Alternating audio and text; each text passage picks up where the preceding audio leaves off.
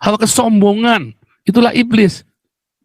Gilbert pernah ngomong sama saya, pernah ngomong ya, di mana si Paul?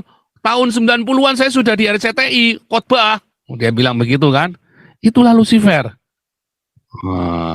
Ya kalau Lucifer, itulah Hillel. Kan harusnya Hillel kan kepada Tuhan, tapi kan dia puji-puji diri sendiri. Saya justru bilang, hai Gilbert, waktu kamu jadi selebritis di RCTI, saya lagi penginjilan di terminal-terminal di kota Tegal. Dari bis ke bis, saya naik ke bis, saya penginjilan, saya bagi traktat. Itu saya SMP kelas 3, ya, sama SMA kelas 1 tuh.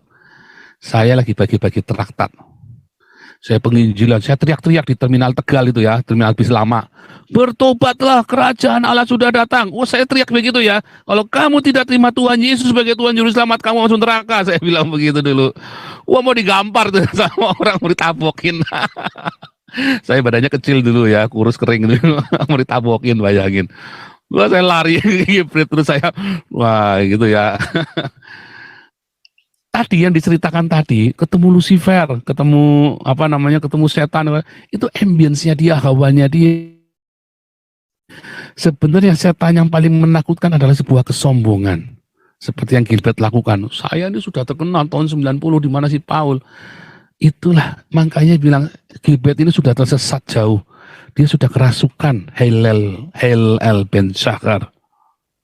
Makanya dia merapat terus sama si bulan sabit itu kan.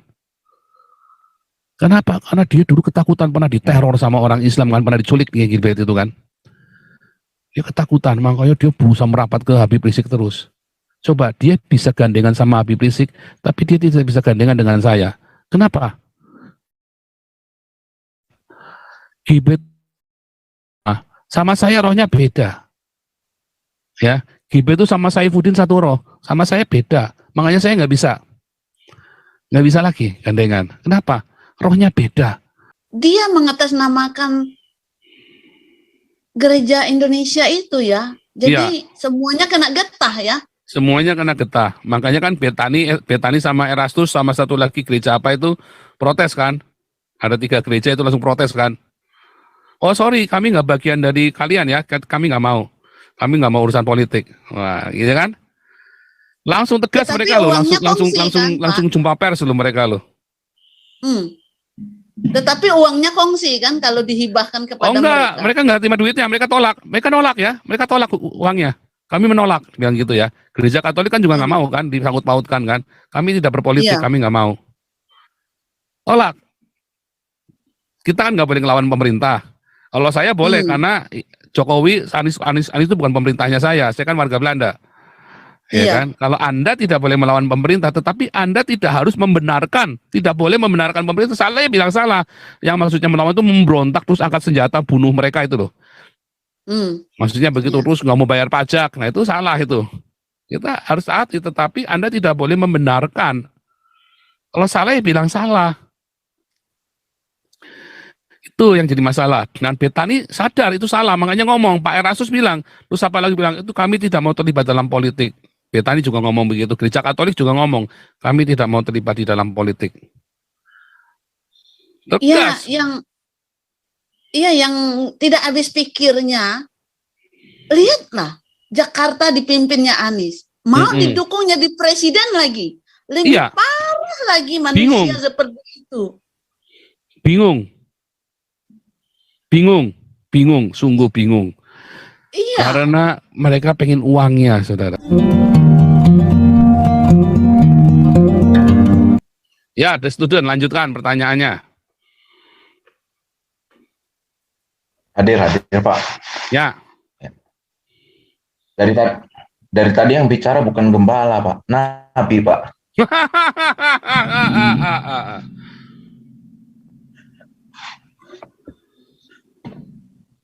Lanjut. Ya, Pak. Satu aja deh pertanyaan Pak. Kan tadi ada bahas tentang iblis gitu Pak. Terus ada arahnya ke noun gitu. Kan kemarin ya di kelas juga kita tentang adjektif gitu. Gimana itu Pak? Ulangi, masih nggak nyambung. Ke noun, arahnya ke noun. Ya. Iya, tadi kan yang dengan ibu siapa gitu kan, dia bilang nanti ketemu si setan gitu, gini gini. Itu kesannya seperti kata benda gitu. Masuk. Sorry Pak, gimana itu? Iya, ya saya Itu sih paham. pertanyaan saya. Itu kan mereka, Mm-mm. bukan saya. Anggap nggak? Mereka, mereka berilusi Oh, kayak Mongol. Oh, saya ini panglimanya Lucifer. Terus siapa lagi? Oh, saya ini bekas panglimanya Lucifer. Saya lihat tampangnya. Nggak mungkin. Dia itu ketemu dengan ilusinya dia sendiri. Itulah iblis, ilusinya. Nah, tadi balik lagi ya penjelasan tadi. Roh-roh jahat di udara. Itulah ambience setan. Hawa, ya, hawa keserakahan. Itulah iblis. Hawa kesombongan. Itulah iblis. Gilbert pernah ngomong sama saya, pernah ngomong ya. Di mana si Paul? Tahun 90-an saya sudah di RCTI, khotbah. Dia bilang begitu kan. Itulah Lucifer. Ya kalau Lucifer itulah Hillel. Kan harusnya Hillelnya kan kepada Tuhan, tapi kan dia puji-puji diri sendiri. Saya justru bilang, hai Gilbert, waktu kamu jadi selebritis di RCTI, saya lagi penginjilan di terminal-terminal di kota Tegal. Dari bis ke bis saya naik, ke bis saya penginjilan, saya bagi traktat. Itu saya SMP kelas 3, ya, sama SMA kelas 1 tuh. Saya lagi bagi-bagi traktat. Saya penginjilan, saya teriak-teriak di terminal Tegal itu ya, terminal bis lama. Bertobatlah, kerajaan Allah sudah datang. Oh, saya teriak begitu ya. Kalau kamu tidak terima Tuhan Yesus sebagai Tuhan Juru Selamat, kamu masuk neraka. Saya bilang begitu dulu. Wah, mau digampar tuh sama orang, mau ditabokin. Saya badannya kecil dulu ya, kurus kering dulu. Mau ditabokin, bayangin. Wah, saya lari, terus saya, wah gitu ya. Tadi yang diceritakan tadi, ketemu Lucifer, ketemu apa namanya, ketemu setan, itu ambience-nya dia, hawanya dia. Sebenarnya setan yang paling menakutkan adalah sebuah kesombongan. Seperti yang Gilbert lakukan. Saya ini sudah terkenal tahun 90, di mana si Paul. Itulah, makanya bilang Gilbert ini sudah tersesat jauh. Dia sudah kerasukan Hillel Ben Shahar. Makanya dia merapat terus sama si bulan sabit itu kan. Kenapa? Karena dia dulu ketakutan, pernah diteror sama orang Islam kan, pernah diculik kayak Gilbert itu kan. Dia ketakutan, makanya dia berusaha merapat ke Habib Rizik terus. Coba, dia bisa gandengan sama Habib Rizik, tapi dia tidak bisa gandengan dengan saya. Kenapa? Gilbert sama saya rohnya beda. Ya, Gilbert itu sama Saifuddin satu roh, sama saya beda. Makanya saya nggak bisa lagi gandengan. Kenapa? Rohnya beda. Kamu menyembah Mamon, saya menyembah Tuhan Yesus. Gitu loh. Spirit. Hillel itu kan sebuah spirit, sebuah adjektif, sebuah kondisi kan. Perang kita melawan ideologi apa? Tadi yang kita lakukan. Dia jilat-jilat pantat Anies. Itulah ideologi yang sesat. Kemudian diajarkan ke gereja, kita kan harus damai. Ditipu, saudara. Kita harus mengatakan yang jahat itu jahat, yang benar itu benar, salah itu salah. Dia sudah ngomong benar tentang Freddy Sambo, diralat lagi gara-gara tekanan dari masyarakat, ya kan? Takut ditinggali sama jemaatnya. Makanya kemarin saya bilang, Gilbert ini sudah ngomong benar, diralat. Katanya dari Tuhan saya berani menerima kutuk apa segala macam. Itu sudah benar, yang pertama dia ngomong, itu sudah benar. Diralat sama dia. Disitulah dia hamba duit sebenarnya. Iya, enggak. Kalau sudah ngomong jangan ditarik lagi. Ya. Gitu ya. Mana student tadi? Ya, benar. Jadi adjektif. Tadi bilang dia noun, itu adalah ilusinya dia.